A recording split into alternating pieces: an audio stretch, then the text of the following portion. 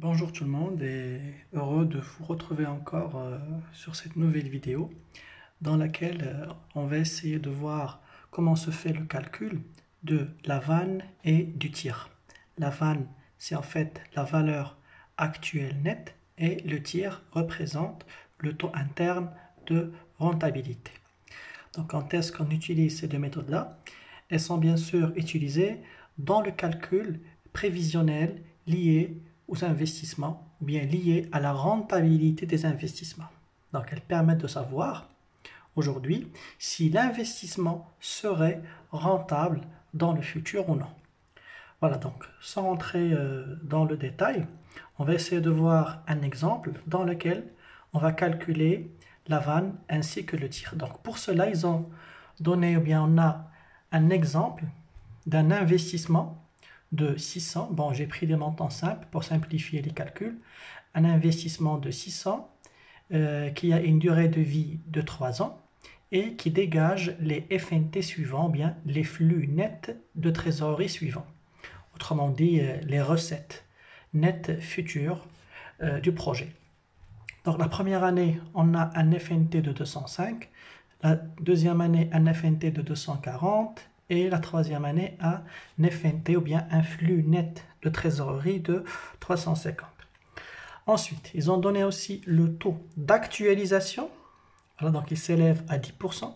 Autrement dit, c'est le taux de rentabilité exigé par les actionnaires. Voilà, et on vous demande de déterminer la vanne et le tir et de dire après si l'investissement est rentable ou non. Donc on commence par le calcul de la vanne. Donc comment on la calcule? Donc vous avez ici la formule de la vanne, c'est en fait la différence entre la somme des flux nets actualisés et le coût de l'investissement. Donc on fait juste la différence entre les FNT actualisés ou bien le total des FNT actualisés ainsi que le coût de l'investissement ou bien la dépense initiale d'investissement. Donc pour cela, on va essayer de passer par le tableau suivant dans lequel on va mettre les FNT et là on va les actualiser à un taux de 10%. Autrement dit, on va les multiplier par 1 plus le taux. Et comme le taux est de 10%, on va les multiplier par 1,1 à la puissance moins 1 pour la première année, ensuite à la puissance moins 2 pour la deuxième année et à la puissance moins 3 pour la troisième année. Voilà, donc on commence par le FNT de la première année, donc on va juste prendre le FNT, 205, après on va le multiplier par le taux, 1 plus le taux, pardon, 1 plus le taux, donc c'est 1,1 à la puissance moins 1. C'est bon? Donc ça va donner un FNT actualisé de 186,36. Ensuite, la deuxième année, on fait la même chose. On prend toujours le FNT de la deuxième année. Après, on va le multiplier par 1,1. Voilà. Ou bien 1 plus le taux, mais à la puissance moins 2. Voilà, ça nous donne un FNT actualisé de 198,35. Et la dernière année, voilà, on fait la même chose aussi, donc 350. On va la multiplier par, toujours par 1 plus le taux, ou bien 1,1 à la puissance moins 3, voilà, pour avoir le FNT actualisé de la troisième année. Après, on fait la somme, ou bien on fait le total pour avoir, voilà, la somme des FNT actualisés. Donc, on fait la somme de ces trois FNT actualisés et ça va nous donner, voilà, un total de 647,67, voilà, et ces FNT sont bien sûr actualisés à un taux de 10%. Après, pour déterminer la vanne, comment on va faire? On va juste faire la différence entre le total, bien la somme des FNT actualisés dans ce qu'on vient de trouver, ainsi que le coût de l'investissement. Voilà, donc c'est juste 647,67 moins 600, bien moins le coût d'investissement, et ça va donner bien sûr une vanne de 47,67. Voilà donc comment on détermine la vanne lorsqu'on a des FNT ou bien des flux nets de trésorerie variables. Voilà. Ensuite, comment commenter, ou bien comment on pourrait interpréter cette vanne. Donc, il faut juste voir si la vanne est positive ou bien négative. Donc, si la vanne est positive, on va pouvoir dire que l'investissement serait rentable. Pourquoi? Parce que les flux nets dégagés ou bien les recettes nettes dégagées durant les 3 années sont supérieures à la dépense d'investissement. Autrement dit, l'investissement va nous rapporter plus que ce qu'il nous a coûté. Et dans le cas inverse, voilà, si la somme des FNT actualisés est inférieure à la dépense d'investissement, donc là, on va dire que l'investissement n'est pas rentable. Autrement dit, il va nous rapporter moins de ce qu'il nous a coûté. Et là, on va avoir bien sûr une vanne négative. Voilà donc comment on peut calculer et comment on peut interpréter la vanne.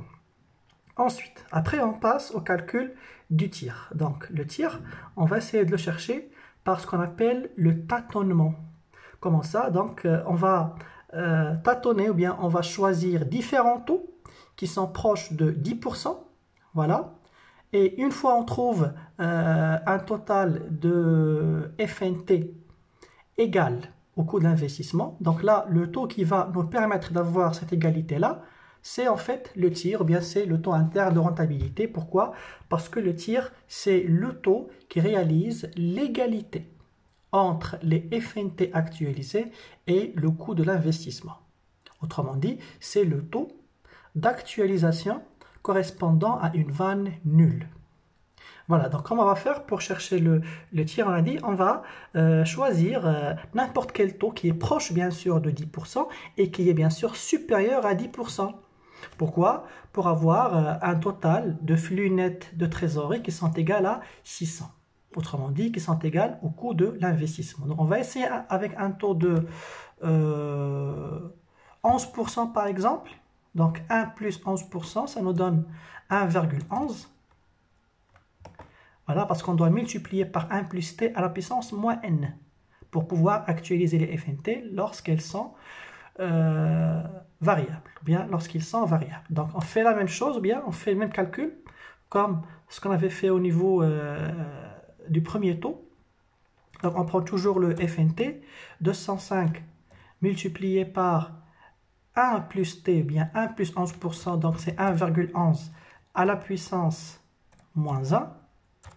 Voilà, le FNT de la première année. Ensuite, la deuxième année, on fait la même chose. Donc, 240 multiplié par 1,11, mais à la puissance moins 2. Voilà, ça nous donne un FNT actualisé de 194 et quelques. Et la dernière année aussi, là, on fait la même chose.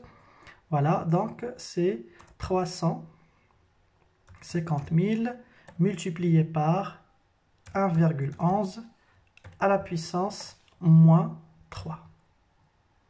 Voilà, après on fait la somme des FNT actualisés pour voir combien ça donne. Donc ça va donner 635. Donc là on remarque que le total des FNT a diminué, ou bien il se rapproche de 600. Voilà, et on va continuer toujours en faisant le tâtonnement pour pouvoir trouver le taux exact et qui va bien sûr nous permettre d'avoir un total de FNT actualisé égal au coût de l'investissement, bien égal à 600. Donc on va choisir un autre taux, toujours proche de 11%. Voilà, donc on va choisir soit 12, 13 ou bien on va aller directement à 14% pour voir combien ça va nous donner. Voilà, donc maintenant on va actualiser les FNT avec un taux de 14%, donc toujours on fait la même chose. 205 multiplié par 1 plus le taux, donc 1 plus 14% c'est 1,14, toujours à la puissance moins n, donc là c'est à la puissance moins 1. La deuxième année, 240 multiplié par 1,14 à la puissance moins 2, parce que c'est le FNT de la deuxième année. Et à la dernière année, on prend les 350 multiplié par 1,14 à la puissance moins 3. Et ça nous donne, voilà, 236,24. Après, on fait le total. Après, on fait le total, voilà, pour avoir le total des FNT actualisés. Et là, on va remarquer que la somme des FNT actualisés est égale, ou bien est presque égale au coût de l'investissement. Autrement dit, la somme des FNT, voilà. Autrement dit, pardon, la vanne est nulle. Pourquoi? Parce que la vanne, c'est la différence entre les FNT actualisés et le coût d'investissement. Donc, une fois on trouve un total de FNT égal au coût d'investissement, voilà, le taux qui va nous permettre d'avoir cette égalité-là, on l'appelle comment? On l'appelle le taux interne de rentabilité. Voilà. Et comment on peut juger la rentabilité de l'investissement à l'aide du tir? On va juste voir si le tir dépasse le taux d'actualisation ou non. Autrement dit, le taux de rentabilité exigé. Donc si on dépasse ce taux-là, on va dire que l'investissement est rentable. Et dans notre cas, il est rentable. Pourquoi? Parce que le tir est égal à 14%. Voilà. Par contre, le taux de rentabilité exigé est de 10%. Voilà, donc on va dire que l'investissement est rentable. Voilà donc comment on détermine la vanne et le tir, voilà, d'après ce qu'on appelle la méthode classique ou bien le tâtonnement. Et là, vous avez remarqué bien sûr que le calcul peut prendre plusieurs minutes parce que pour tomber sur le taux exact, ça peut nous demander une dizaine de minutes. Voilà, donc c'est pour cela que je vais vous montrer une deuxième méthode qui va nous permettre de déterminer le tir en utilisant nos machines à calculer. Voilà, maintenant donc on va voir comment on va pouvoir déterminer le taux interne de rentabilité, voilà, avec une machine à calculer. Donc comment on va faire? Donc la première chose, on doit choisir la fonction f de x. Donc comment on fait? Donc on va cliquer sur Setup, ensuite sur le bouton 3, voilà, pour avoir la fonction f de x. Ensuite, on va saisir, si vous voulez, la formule de calcul de la vanne. Autrement dit, donc on avait dit c'est la différence entre les FNT actualisés et le coût d'investissement. Donc on commence toujours par le coût d'investissement. Et dans notre exemple, on avait dit il s'élève à 600. Donc on fait moins 600 parce que c'est la différence entre le coût de l'investissement et les FNT actualisés. Donc on commence par le coût de l'investissement. Après, on va actualiser les FNT. Donc, le premier FNT, on a dit, s'élève à 205. Voilà, multiplié par 1 plus le taux. Et le taux là, on va le remplacer par X parce que c'est l'inconnu qu'on doit chercher. Et comment on met le X? On clique sur alpha, le bouton alpha. Après, sur ce bouton-là, là, vous avez X en rouge. Voilà, X. Et je ferme la parenthèse à la puissance moins 1. Voilà, donc là, c'est le premier FNT ou bien le FNT de la première année. Ensuite, la deuxième année, on a un FNT de 240 multiplié toujours par 1 plus T, bien 1 plus X à la puissance moins 2. Ensuite,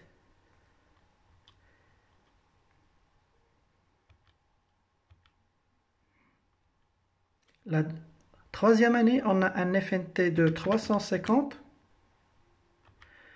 multiplié toujours par 1 plus X, voilà, à la puissance moins 3. Voilà, donc là, donc je vérifie juste la formule de calcul avec vous. Donc, on commence par quoi? On a dit, on commence par le coût d'investissement, avec le signe négatif bien sûr, parce que c'est la différence, parce que la formule de la vanne, c'est la différence entre les FNT actualisés et le coût d'investissement. Donc, moins le coût d'investissement, plus le FNT de la première année, 205 actualisé, voilà un taux X qu'on doit chercher, c'est le taux interne de rentabilité, plus, donc là il faut mettre plus le FNT de la deuxième année, voilà, plus 1 plus, donc 1 plus X à la puissance moins 2, plus la troisième année, voilà, multiplié par 1 plus X à la puissance moins 3, voilà, après je clique sur égal, Voilà. Après, il me demande, il va me demander après par quel taux je vais commencer. Donc là, je vais lui dire, je commence par un taux de 10%. Donc là, c'est 10%, c'est 0,1. Ensuite, il va vous demander par quel taux vous voulez finir. Donc là, je vais lui dire que je vais finir par exemple, ou bien je termine avec un taux de 20%. Donc 0,2. Voilà. Ensuite, il me demande par quoi je veux augmenter. Par exemple, ou bien par quel taux je vais, ou bien par quel pourcentage je vais augmenter mon tâtonnement. Donc comme on a commencé par 10% et après on est passé à 11%, donc je vais lui demander d'augmenter par 0,01. Autrement dit par 1%. Donc 0,01.